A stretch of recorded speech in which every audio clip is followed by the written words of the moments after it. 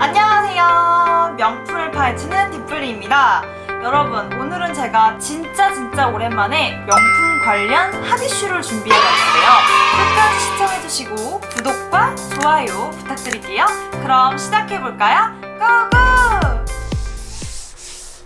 오늘 제가 준비한 주제는요, 바로 한국에 대한 명품 브랜드들의 콧대 높은 태도에 관한 이야기입니다. 명품백 하면 가장 먼저 떠오르는 브랜드가 어디인가요? 아마 많은 분들이 샤넬을 떠올리지 않을까 생각이 되는데요. 전 세계에는 너무나도 많은 명품 브랜드들이 있지만 모든 브랜드를 다루기에는 얘기가 너무 길어질 것 같아서 가장 대표적인 명품 브랜드 중 하나인 샤넬을 예시로 이야기해 보려고 해요. 그냥 이런 이슈들이 있구나 정도로 가볍게 봐주시면 좋을 것 같습니다. 본격적인 이야기에 앞서서 제가 기사 하나를 스크랩해왔는데요. 한번 보여드릴게요. 5월 23일자 최근 기사인데 헤드라인부터 상당히 눈길을 끕니다. 현재 국내 백화점에서 1000만원 이상의 가격에 판매되고 있는 고가의 제품을 AS 맡기러 갔더니 수선이 불가하다는 답변을 받았다. 이유는 구매 확인이 되지 않는다라는 내용이었는데요. 샤넬은 월드 워런티 아니었나? 싶으신 분들이 많으실 거예요. 근데 반은 맞고 반은 틀립니다. 샤넬이 전 세계적으로 월드 워런티 정책을 유지하고 있는 건 맞지만 샤넬 코리아가 최근 정책을 바꿔서 개런티 카드와 구매 증빙을 지참해야 AS를 해준다는 거예요. 한국에서만 유독 까다로운 정책을 내세운 것 자체도 황당한데 진짜 문제가 되는 이유는 이 정책이 정품 확인 목적이 아니라 구매자 확인이 목적이기 때문입니다. 이게 무슨 말이냐? 예를 들어서 선물 받은 가방을 AS 맡기러 간다. 그럼 AS가 안 됩니다. 구매자와 AS 요청자가 달라서 구매자 확인이 안 되니까. 참 황당하죠? 그런데 그런 일이 실제로 일어났습니다. 기사에 따르면 또 하나의 실화가 있어요. 해외에서는 구매 시기가 50년 전이건 100년 전이건 정품이기만 하면 AS를 다 해줍니다. 그런데 10년 전에 구매했던 가방을 수선하려고 갔더니 AS가 안 된다는 거예요. 왜냐? 전산상의 구매자 기록을 찾을 수가 없어서. 이게 대체 무슨 일이죠? 자기들 제품을 구매하고 너무 잘 써져서 고맙다, 리스펙해줘도 모자랄 판에 이런 황당한 정책을 들이대면서 AS 거부. 정책을 강행할 수밖에 없는 이유가 있다고 이해하려고 해도 샤넬의 역사가 10년, 20년도 아닌데 예외 없이 적용해서 일방적으로 무조건 따라라 하는 거는 이제껏 제품을 구매한 고객들을 우롱하는 태도라고밖에 생각이 되질 않는데 정책을 강행할 수밖에 없다면 최소한 기존 고객에 대한 대안이 있었어야 하지 않았을까요? 왜냐면 다른 브랜드도 아니고 샤넬이기 때문에. 그렇기 때문에 더욱더 아쉬운 부분이에요. 화제를 바꿔서 이번에는 제가 다른 자료를 보여드릴게요. 샤넬의 작년 국내 매출이 어느 정도 될까요? 놀라지 마세요. 매출액이 1조 2238억 원입니다. 한국에서만 이 정도라는 거예요. 진짜 어마어마하죠? 그럼 전 세계 샤넬 매출은 어느 정도냐? 약 19조 원 정도가 됩니다. 그러니까 샤넬 전체에서 한국 고객 비중이 6%가 훌쩍 넘는다는 말.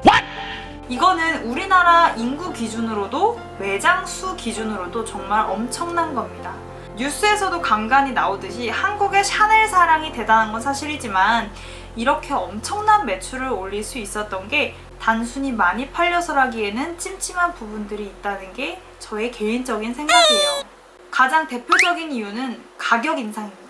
샤넬뿐만이 아니라 수많은 명품 브랜드들이 코시국 때문에 원가가 상승됐다 이런 이유들로 시도 때도 없이 가격을 미친듯이 올리고 있죠. 단적인 예시로 샤넬의 대표적인 제품 하면 여러 가지가 떠오르는데 그 중에서도 이름만 들으면 누구나 다 아는 클래식 플랫백 가격이 얼마죠? 현재 미디움 사이즈가 1180만 원입니다. 같은 가방이 2019년 말에는 715만 원이었어요. 인상률이 65%이고 2019년 말부터 현재까지 8번이나 가격을 인상했습니다.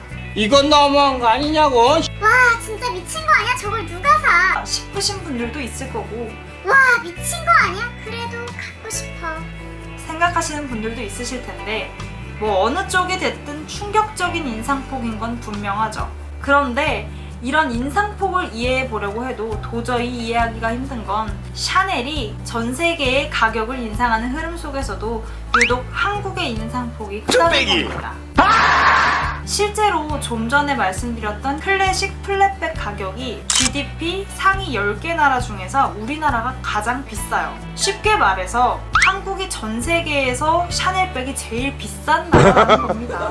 뭐 상황은 이런데 우스갯소리로 명품은 오늘이 제일 싸다. 라던가 핫테크라던가 이런 심리들이 작용해서 오픈런에 리셀에 그마저도 없어서 못 구하니까 브랜드 입장에서는 가격을 계속 인상하고 이런 흐름이 반복되는 거죠. 참 아이러니한 현실인데요. 정리해서 말씀드리자면 앞서 말씀드렸던 내용들은 제가 단순히 브랜드를 비판하고자 말씀드리는 게 아니라 사회적인 이슈에 대해서 팩트 체크를 해드린 거고 결론은 지금부터예요.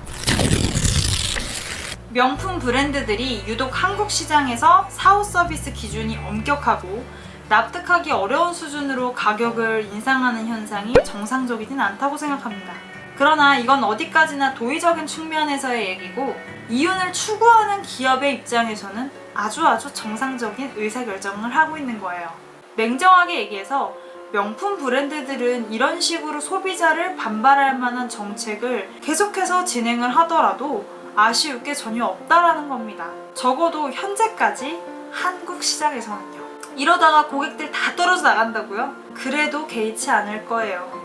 브랜드들이 추구하는 거는 100명에게 한 개씩 파는 게 아니라 한 명에게 더 높은 가격으로 많이 파는 걸 거니까요. 지금 이러한 현상들은 브랜드들이 독단적으로 만든 건 절대 아니에요. 그저 시장의 흐름에 맞춰서 운영하는 것일 뿐. 그래서 더 씁쓸하죠. 저는 결국 브랜드나 제품의 가치를 결정하는 거는 소비자들이라고 생각을 하는데요. 너도 나도 명품이 너무 흔해지다 보니까 최근에 트렌드에 민감하신 분들 사이에서는 명품을 기피하고 100만 원 이내의 디자이너 브랜드 제품들로 매칭하는 게 유행이라고 해요. 저도 명품을 좋아하는 사람 중에 한 명이지만 남들 다 사니까 나도 하나쯤은 있어야겠고 명품을 들어야 내 자존감이 올라가는 것 같은 비교의 시선이 아니라 그저 내가 좋아하는 게 뭔지 가격, 디자인, 활용도, 라이프 스타일 이런 모든 부분들을 꼼꼼하게 고려하셔서 우리 모두 현명한 소비자가 되었으면 하는 바람입니다.